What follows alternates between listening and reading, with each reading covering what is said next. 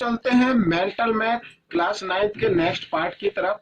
मैं हूं हरी सर और आप देख रहे हैं मेरा यूट्यूब चैनल चलो कदम बढ़ाएं।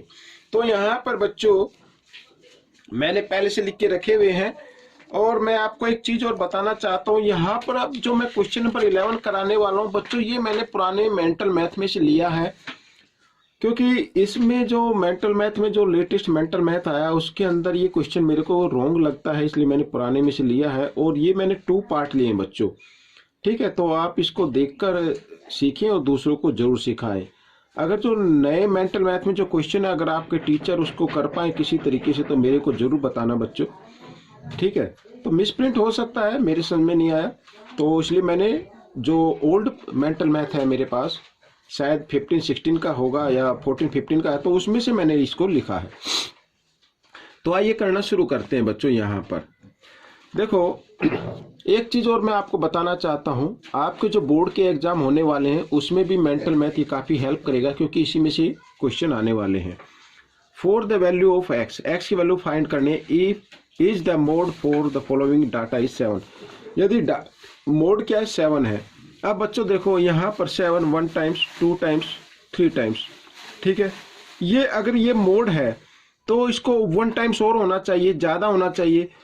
तो हम क्या करेंगे 1/6 और यहाँ पर x -3 और हम इसको ले लेते हैं बच्चों 7, इस तरीके से अगर ये मोड है तो, ठीक है। ये 7 मीन्स ये 7 है तभी तो मोड बनेगा ना। अब वैसे तो हमें नजर नहीं आ रहा कि ये 7 है, तो हम क्या करते हैं इस नंबर को 7 के इक्वल रख लो, ठीक है। अब तो x की वैल्यू आ जाएगी। देखो यहाँ पर 1/6 ब्रैकेट के साथ मल्टीप्लाई की फॉर्म में हम इसको इधर ले आते हैं, तो x -3 इक्वल यहाँ पर 7 और ये 6 इधर मल्टीप्लाई की फॉर्म में आ जाए 7 के साथ, और 1 इधर डिवाइड में आ जाएगा। समझ में आया? तो 7 6 जब होता 42। अब x की वैल्यू निकाल लीजिए, x इक्वल 42, ये -3 है, इसको इक्वल के साइन से हम इधर लेके आए तो प्लस का हो जाता है, और बच्चों यहाँ पर हो गया ये 45, ठीक है, इस तरीके से। तो ये क्वेश्चन सोल्व हो गया आपका। अब हम क्वेश्चन नंबर 12 की तरफ चलते हैं बच्चों। यहाँ पर भी देखो बिल्कुल इजी तरीके से मैं बताऊंगा क्या लिखा है। In a class of average score of girl is an examination as 80। तो जो गर्ल्स हैं, ठीक है ना, जो गर्ल्स हैं उनका एवरेज स्कोर 80 है, ठीक है। बॉयज का कितना है 70 है, तो बॉयज का है 70। अब लिखा the average score of the whole class, तो जो होल क्लास है उसका है 74।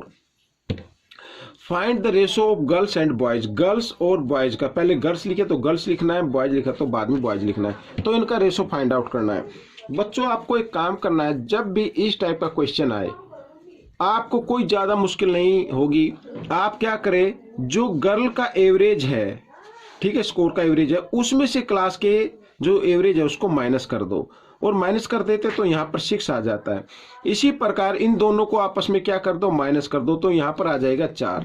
अब लिखा है गर्ल्स, अब ये रेशो आ गया बच्चों, गर्ल्स और बॉयज। पहले गर्ल्स लिखा है तो गर्ल्स का लिख लेते हैं, यहाँ पर 6/4 इस तरीके से, और 2 से डिवाइड हो रहा है तो 2 से डिवाइड कर दे, 2 2 जा 4, 2 3 जा 6, तो 3:2 आ गया बच्चों। पहले गर्ल्स है तो गर्ल्स लिख दिया, बॉयज है तो बॉयज। हो सकता है कि आंसर में पहले बॉयज का दिया हो, तो बच्चों मैंने तो क्वेश्चन के अकॉर्डिंग कराया है, ठीक है। नेक्स्ट क्वेश्चन की तरफ चलते हैं। यहां पर बच्चों find the range, range find out करनी है। अब रेंज फाइंड आउट करने के लिए बच्चों आपको क्या करना होता है, अपर लिमिट लो पहले, तो अपर तो 25 है, 21 24 ये 25 है अपर लिमिट, तो अपर लिमिट ले ली। और अब लोअर लिमिट को माइनस कर देना। लोअर लिमिट कौन सी होगी आइए देख लेते हैं। यहां पर ये रही 2.8, तो 2.8 को हम क्या कर दें, माइनस कर देते हैं, तो ये रेंज आ जाएगी। अब 7 में से तो 8 माइनस होंगे नहीं, बोरो लेंगे 17 में से 8 माइनस करेंगे, यहाँ पर आ जाएगा 9। यहाँ पे डेसिमल लगा दीजिए। यहाँ पे रह गया बच्चों 4 में से 2 माइनस करेंगे तो 2, और 2 तो ये है ही, तो 22.9 आ जाएगी बच्चों इसकी रेंज, ठीक है। तो ये क्वेश्चन आपका सोल्व हो गया, कुछ ज्यादा मुश्किल नहीं है। आगे क्वेश्चन देखते हैं, क्वेश्चन नंबर 14।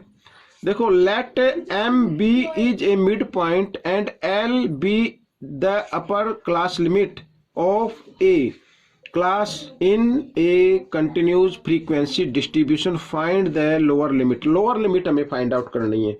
अब बच्चों मैं आपको बताता हूं, देखो ध्यान से देखना।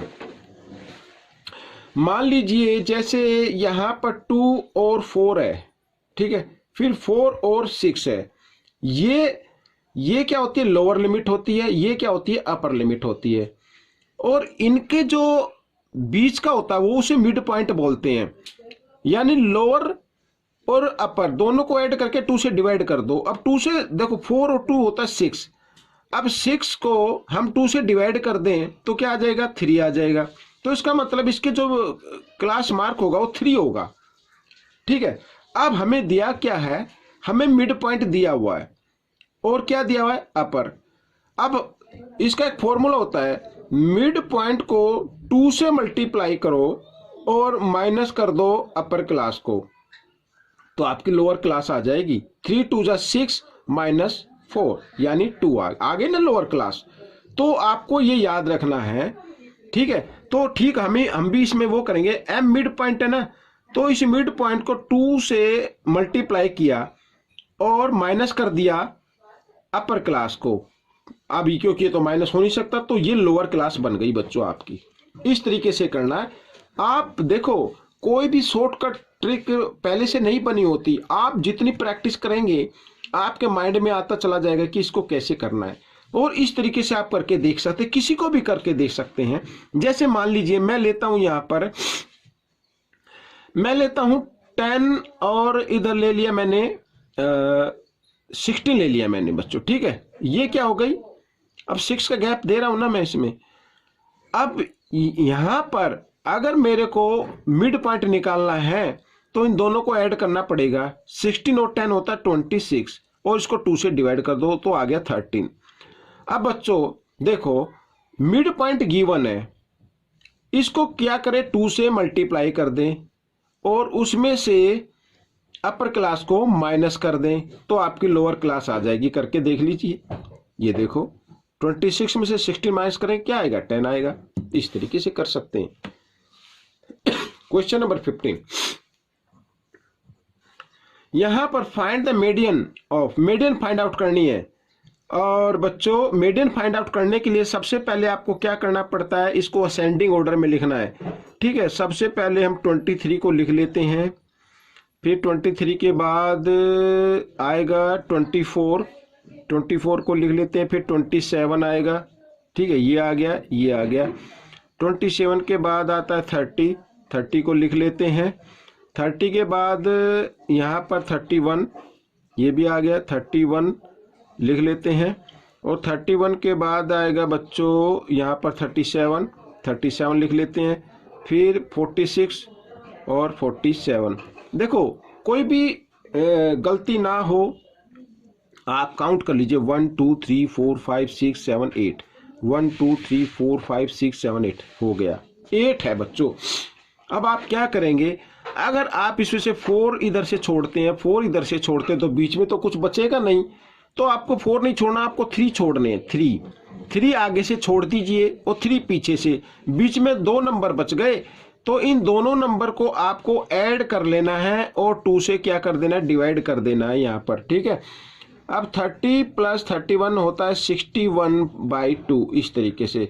अब 2 से इसको डिवाइड करें तो 2 3 जा 6, ठीक है, आगे 1 है, 1 पे टेबल चलेगी नहीं, 0 लगा के हम डेसिमल लगा देते, 2 5 जा 10, इस तरीके से। तो बच्चों ये आपका मीडियन आ जाएगा, ठीक है। अब यहाँ पर बच्चों क्वेश्चन नंबर जो 11 मैंने अभी आपको कराया फर्स्ट में, तो उसी का ये बी पार्ट मैंने लिया ताकि आपको अच्छे से प्रैक्टिस हो जाए। ये भी पुराने मेंटल मैथ में से लिया है मैंने। आइए करना शुरू करते हैं। देखो x की वैल्यू फाइंड आउट करनी है, मोड इसमें 7 है, ठीक है, मोड 7 है तो x की वैल्यू, तो इसका मतलब ये 7, इसको 7 के इक्वल रखना है आपको सीधा।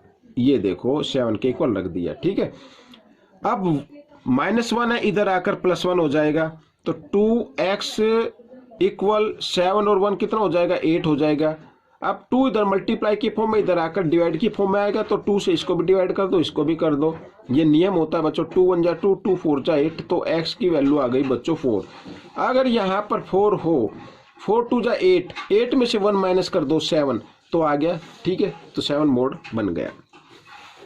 तो बच्चों ये पार्ट भी आपका कंप्लीट हो गया है। आपको ये पार्ट कैसा लगा मुझे ज़रूर बताएं। इसमें से सीखकर दूसरों को जरूर सिखाएं। मिलते अगले पार्ट में, तब तक के लिए थैंक्स।